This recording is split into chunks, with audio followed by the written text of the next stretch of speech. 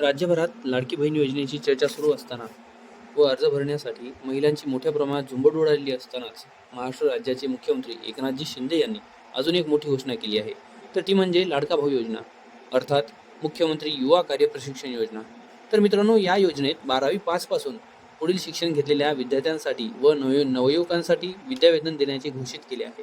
त्यामध्ये 12वी पास असेल तर दरमहा विद्यावेतन 6,000, डिप्लोमाधारक असेल तर 8,000 व पदवीधर असेल तर दरमहा 10,000 रुपये देण्याचे मुख्यमंत्री शिंदे यांनी पावसाळी अधिवेशनात सांगितले आहे व अंमलबजावणी सुद्धा त्यावर झालेली आहे।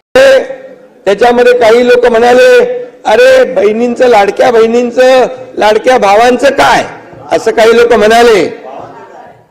ज्यांना सख्खे भाऊ नाही समजले त्यांचं कसं काय व्हायचं, त्यांना लाडकी बहीण योजना कशी कळायची। पण आम्ही तेही केलं आम्ही विजयराव, लाडक्या भावांचा देखील आम्ही निर्णय घेतला। अप्रेंटिसशिप 10 लाख मुलांना देतोय आम्ही, 10 लाख। हे ऐतिहासिक निर्णय आहे।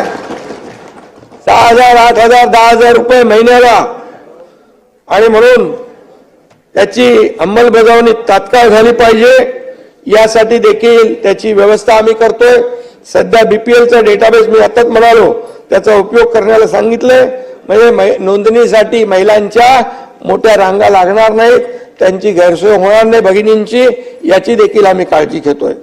आणि म्हणून आज मी आपल्याला एवढंच सांगतो की राज्यातल्या महिलांना देखील मी आश्वस्त करू इच्छितो की तुम्हाला या योजनेमध्ये कुठेही अडचण येणार नाही, येऊ दिली जाणार नाही।